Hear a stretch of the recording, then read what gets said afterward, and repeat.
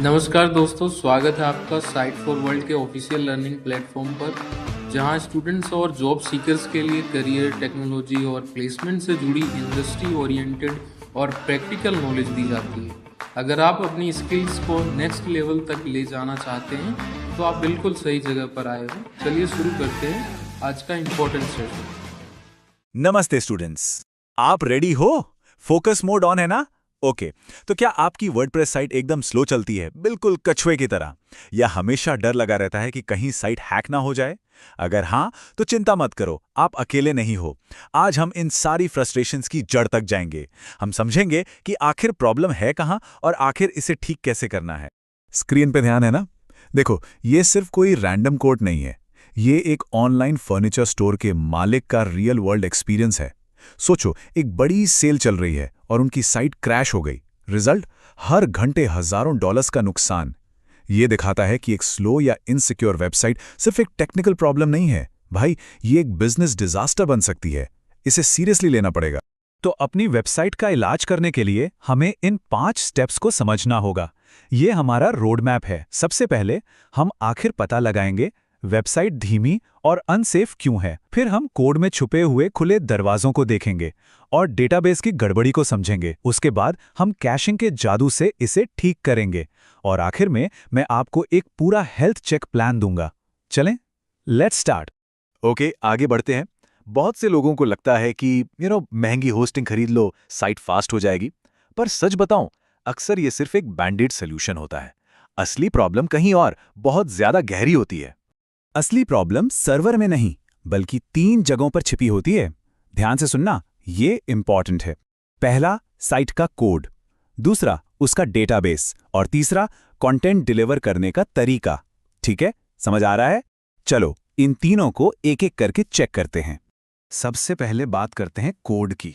खासकर प्लगइन्स और थीम्स में जो इनसिक्योर कोड होता है ना, वो आप इनको अपनी वेबसाइट में खुले दरवाजों की तरह समझो, जहां से कोई भी, लिटरली कोई भी अंदर आ सकता है। इनमें से सबसे कॉमन कमजोरी है मिसिंग कैपेबिलिटी चेक। अब आप बोलोगे ये क्या है? आसान भाषा में इसका मतलब है कि कोड ये चेक ही नहीं करता कि जो यूजर कोई एक्शन कर रहा है उसके पास परमिशन है भी या नहीं। ये बिल्कुल वैसा है जैसे आप अपने घर का मेन दरवाजा खुला छोड़ दो। इस स्टेप का पर्पस समझ आया? बहुत क्रूशियल है ये। अभी स्क्रीन पर देखो, 2 कोड एग्जाम्पल्स हैं। लेफ्ट वाला जो कोड है वो सुपर इनसिक्योर है। ये किसी को भी बिना परमिशन के पूरा डेटाबेस रीसेट करने की इजाजत दे देता है। सोचो कितना डेंजरस है। जबकि राइट साइड वाला सिक्योर कोड पहले रुकता है और पूछता है, भाई क्या आप एडमिन हैं? यही कैपेबिलिटी चेक का काम है, सिर्फ सही व्यक्ति को ही अंदर आने देना। क्लियर है या कंफ्यूज हो?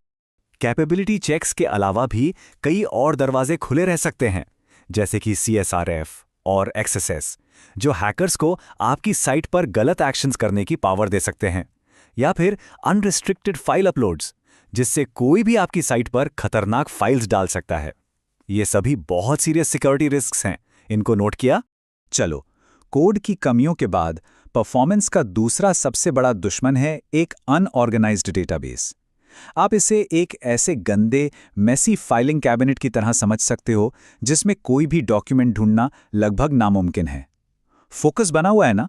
अब हम डेटाबेस में डीप डाइव कर रहे हैं। ये जो माइंड मैप आप देख रहे हो, ये वर्डप्रेस डेटाबेस का स्ट्रक्चर दिखाता है। ये वेबसाइट का दिमाग भी है और फाइलिंग कैबिनेट भी।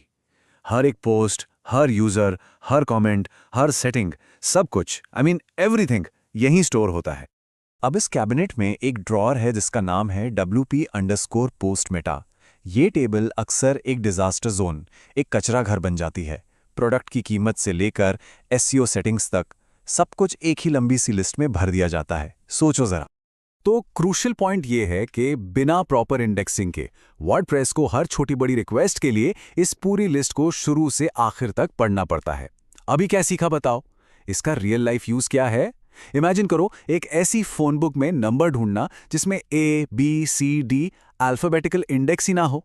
कितना टाइम लगेगा? बस वही हाल डेटाबेस का होता है। एक और बड़ी प्रॉब्लम है स्टोरेज इंजन। ध्यान से सुनना, ये इंपॉर्टेंट है। पुराना MySM इंजन हर छोटे बड़े चेंज के लिए पूरी टेबल यानी पूरे फाइलिंग कैबिनेट को लॉक कर देता था। मतलब एक बार में सिर्फ एक यूजर। जबकि नया InnoDB इंजन सिर्फ उस रो को लॉक करता है जहां चेंज हो रहा है। मतलब एक ही टाइम में कई लोग कैबिनेट के अलग अलग ड्रॉअर्स यूज कर सकते हैं। फास्टर हुआ ना? ठीक है, आगे बढ़े। प्रॉब्लम्स तो हमने समझ ली, अब सॉल्यूशंस की बात करते हैं। रेडी हो नेक्स्ट स्टेप के लिए? और इसका एक बहुत बड़ा हिस्सा है कैशिंग। आप इसे स्पीड बढ़ाने के लिए फोटोकॉपीज बनाने का तरीका समझ सकते हो। कैशिंग का प्रोसेस बहुत सिंपल है। जब पहला विजिटर आता है तो सर्वर मेहनत करके डेटाबेस से डेटा निकालकर पेज बनाता है, ठीक?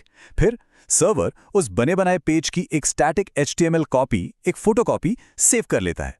अब जब कोई दूसरा विजिटर आता है, सर्वर उसे वो फोटोकॉपी तुरंत दे देता है। कोई मेहनत नहीं, कोई वेटिंग नहीं, इंस्टेंट स्पीड। कैशिंग दो टाइप्स की होती हैं। ब्राउज़र कैश, जो इमेजेस और स्क्रिप्ट्स जैसी फाइल्स को विजिटर के कंप्यूटर पर स्टोर करती है, और सर्वर कैश, जो पूरे बने हुए पेजेस की कॉपीज को वेब सर्वर पर ही स्टोर करती है। ये दोनों मिलकर साइट को रॉकेट फास्ट बनाती हैं। और कैशिंग को और भी पावरफुल बनाता है आपका वेब सर्वर। Nginx जैसे मॉडर्न वेब सर्वर्स को खास तौर पर हाई ट्रैफिक संभालने और कैशिंग को एफिशिएंटली मैनेज करने के लिए बनाया गया है। और ये अपाचे जैसे पुराने सर्वर्स से अक्सर कहीं बेहतर परफॉर्म करते हैं। रिजल्ट चाहिए या टाइम पास, तो सही टेक्नोलॉजी यूज करनी पड़ेगी। तो हमने प्रॉब्लम्स और उनके सॉल्यूशंस को समझा। अब इस पूरी जानकारी को एक एक्शनेबल हेल्थ चेक प्लान में बदलते हैं, मतलब लक्षणों से इलाज की तरफ। आप एक्टिव हो ना? ये फाइनल पार्ट है। तो ये है आपका 3 स्टेप एक्शन प्लान। अभी आप क्या करोगे? पहला, अपने कोड को सिक्योर करो, मेक श्योर कि आपके प्लगइन्स कैपेबिलिटी चेक्स का इस्तेमाल करते हैं। दूसरा, अपने डेटाबेस को ऑप्टिमाइज करो, InnoDB इंजन पर स्विच करो और WP_PostMeta टेबल पर प्रॉपर इंडेक्सेस लगाओ। और तीसरा, कैशिंग को इंप्लीमेंट करो। एक अच्छा कैशिंग सोल्यूशन यूज करो ताकि आपके पेजेस की फोटोकॉपीज तेजी से सर्व की जा सकें। प्रैक्टिस करोगे ना? सिर्फ देखने से नहीं होगा। तो आखिर में हर साइट ओनर को खुद से ये सवाल पूछना चाहिए, क्या आप सिर्फ लक्षणों का इलाज कर रहे हो, जैसे महंगी होस्टिंग खरीदना, या फिर आप असली बीमारी यानी कोड, डेटाबेस और कैशिंग की प्रॉब्लम्स को जड़ से ठीक कर रहे हो? इसका जवाब ही आपकी वेबसाइट की स्पीड और सिक्योरिटी का फ्यूचर तय करेगा। अगर डाउट है तो कमेंट सेक्शन में बताना। नेक्स्ट सेशन में मिलते हैं। तो हमारे चैनल को सब्सक्राइब कीजिए और वीडियो को अपने दोस्तों के साथ शेयर जरूर कीजिए। कमेंट सेक्शन में अपना डाउट या नेक्स्ट टॉपिक लिखना मत भूलिएगा।